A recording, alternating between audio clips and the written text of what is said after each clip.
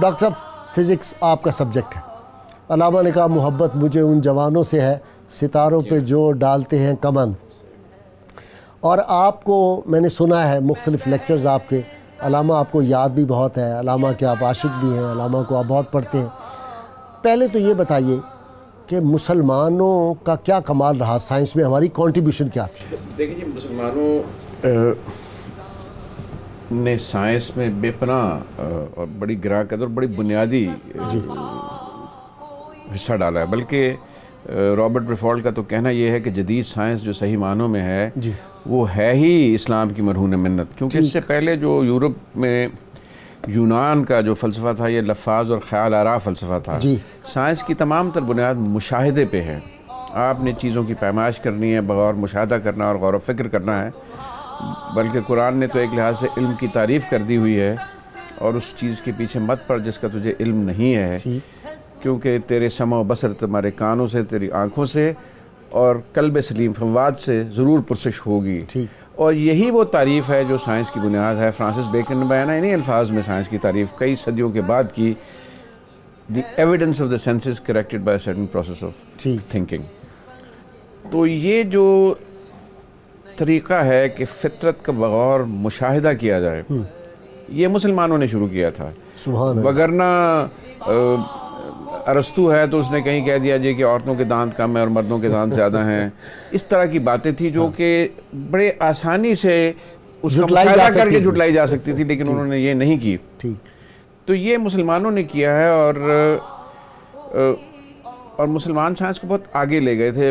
اب آپ نے ابھی ذکر بھی کیا ریاضیات میں، فزکس میں. مثال کے طور پر ہمیں نیوٹن کا پہلا جو قانون پڑھایا جاتا ہے جسے لا آف انرشیا ہم کہتے ہیں، یہ سب سے پہلے البیرونی نے اس کو ایک اعتبار سے کیا. پھر یہ جو بنیادی ایک فلسفہ ہے سائنس کا کہ جو قانون قدرت ہے وہ ہر جا ایک ہی ہے. یہ نہیں ہے کہ شکل کا قانون زمین پہ کچھ اور ستاروں پہ کچھ اور ہے. یہ اصول بھی البیرونی نے پہلے وضع کیا تھا. اور آپ سوچیں کہ البیرونی 1000 سال پہلے یہاں افغانستان سے آیا تھا، اور آپ سوچ سکتے ہیں کہ دور جدید میں افغانستان میں اتنا بلند پایہ سائنسدان پیدا ہو جائے.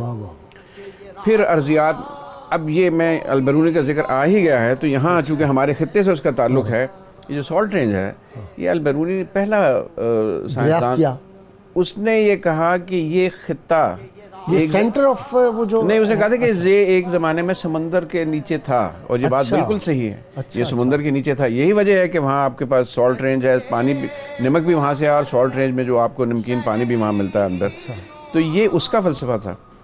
پھر اس نے بڑی دلچسپ باتیں کی. مثال کے طور پہ اس نے لکھا ہوا ہے کہ مشاہدہ کرنے سے پتہ چلتا ہے کہ جہاں دریا شروع ہوتے ہیں وہاں پتھر بڑے بڑے ہوتے ہیں. جیسے جیسے یہ میدانی علاقوں میں آتا ہے یہ چھوٹے ہوتے جاتے ہیں، اور جب آپ سمندر تک پہنچتے ہیں تو یہ ریت کے ذروں میں تبدیل ہو جاتے ہیں. یہ اس نے یہ کہا کہ ریت کے ذرے بھی گھسے ہوئے پتھر ہیں.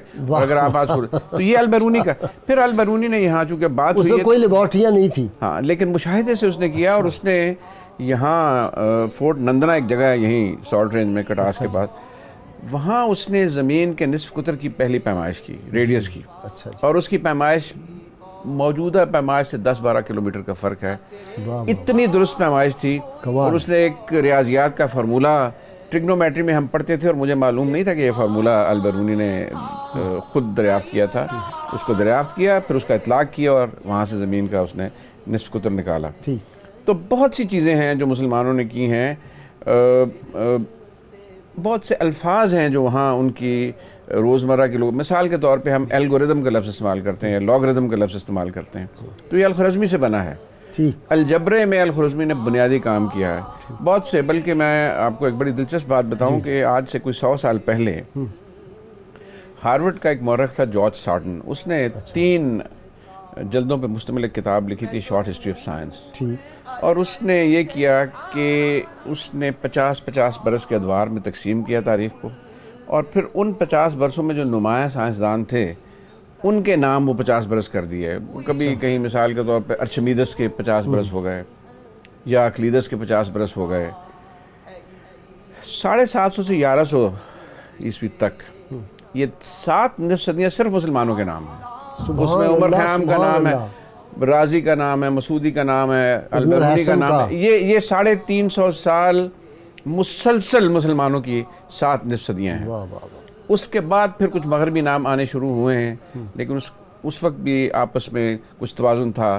پھر بعد میں چند صدیوں کے بعد پھر مسلمان پیچھے رہ گئے. تو سائنس کی طرف مسلمانوں کو میلان کیوں ہوا؟ اس کی وجہ قرآن کی ہدایات ہیں. سبحان اللہ. قرآن کی پہلی آیت میں علم اور قلم کا ذکر ہے، اور قرآن نے علم کے بارے میں یہ کہہ دیا ہے کہ اس کو سمع و بصر اور قلب فواد سے ملا کر آپ اس تک بات تک پہنچے. اور قرآن کی 750 آیات ہیں جس میں انسان، پہلی تو بات ہے کہ کائنات کے بارے 750 آیات 8واں حصہ ہے قرآن کا، ہاں. مظاہر فطرت کی طرف توجہ دلاتی ہیں، تدبر، تفکر، یہ ساری چیزیں. جی ہاں جی. اور یہ اسی کی وجہ سے یہ ہوا ہے سب کچھ. یہ جو مسلمانوں کا دنیا علم میں اس طرح عروج جو تھا، قیادت حاصل کر لینا اور عروج ہے، یہ اتفاقی نہیں تھا، یہ قرآن کی ہدایت کے مطابق تھا.